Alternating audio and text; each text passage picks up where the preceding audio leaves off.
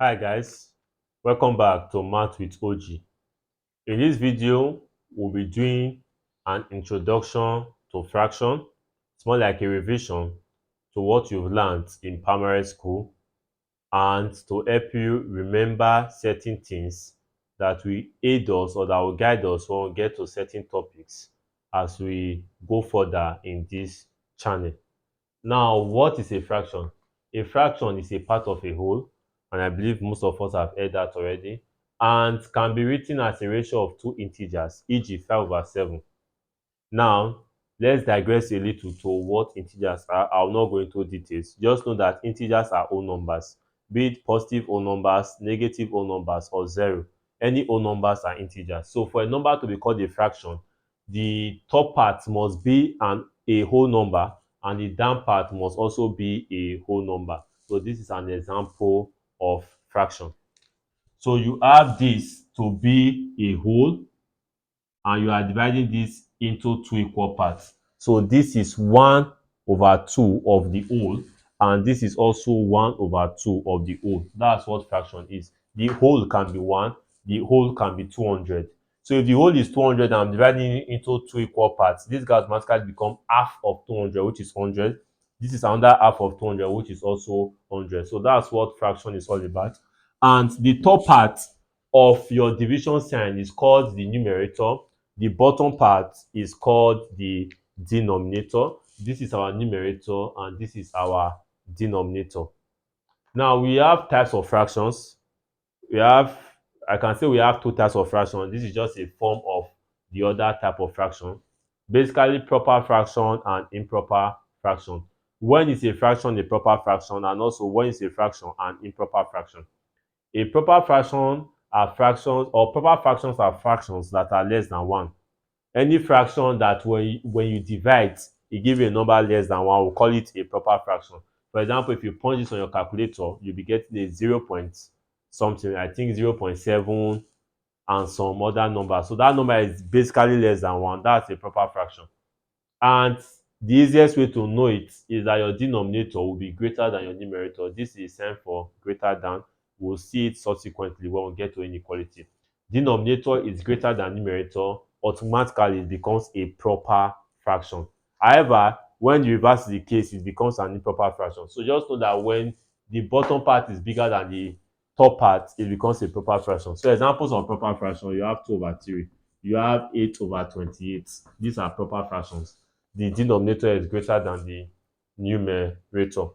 Now, improper fraction. These are fractions that are equal to or greater than 1. You might be wondering, a number is equal to 1. How is that a fraction? Note that every number exists as, okay, I shouldn't say every number. Every rational number exists as fraction. Every rational number exists as fraction, and whole numbers are also rational. Excuse me. And whole numbers are also rational numbers.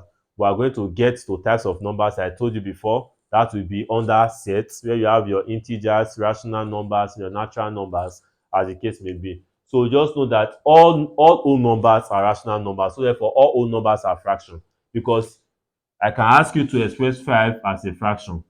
5 automatically becomes 5/1. Numerator is 5 and denominator is 1. Express 100 as a fraction. This is simply 100/1. So this is integer. So this automatically is a fraction. So 1 on its own is a fraction because 1 can be expressed as 1/1, numerator and denominator. So let's start all over again. Improper fractions are fractions that are equal to or greater than 1. So any fraction that when you divide, you give a number equal to 1 or greater than 1. For example, if I change this guy to 7.5, automatically, to 7/5, this becomes an improper fraction because 5 into 7 is 1, remainder 2, and 5 into 20 is 4. So this is an improper fraction because I'm having a number greater than 1. So every number that is equal to or greater than 1 is an improper fraction. And how do you usually know them? The denominator will be less than or equal to the numerator. The denominator will be less than or equal to the numerator. So when the denominator is less than the numerator, improper fraction. When the denominator is equal to the numerator, improper fraction. 8/8, improper fraction, because this will give us 1. 8/7, improper fraction, because 8 is bigger than 7, or 7 is less than 8. That is denominator less than numerator. Now, what is mixed fraction? These are made up of integers and proper fraction. You have whole number part and proper fraction part. And it is improper fractions that you change to mixed fraction and mixed fraction to improper fraction. So these two has a relationship that does not concern proper fraction. For example, like I mentioned, 7/5 is an improper fraction. How do you change improper fraction to proper fraction? You divide and take note of the remainder. You divide and you take note of the remainder. Simply say 5 will go into 7 how many times? Once, with a remainder of 2. With a remainder of 2, that remainder of 2 will continue being a proper fraction with this denominator, 2/5.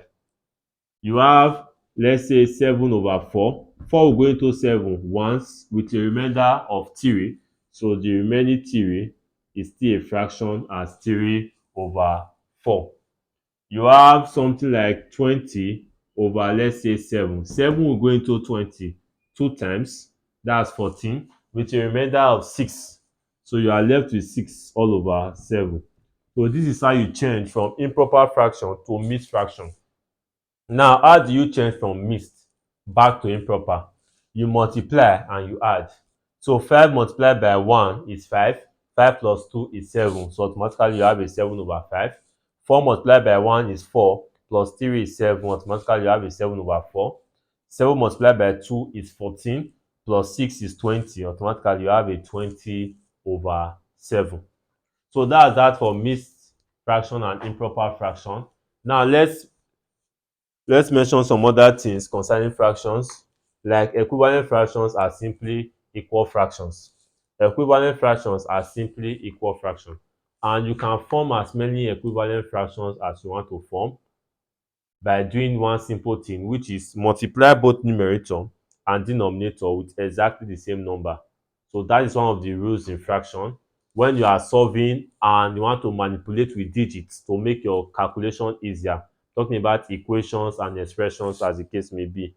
Whenever you multiply your numerator by a number and you want that fraction to remain intact, you multiply your denominator by exactly the same number. So I have a fraction like this, 2/3, and I want to formulate as many equivalent fractions as I want for 2/3. So I can choose to multiply both numerator and denominator by 2.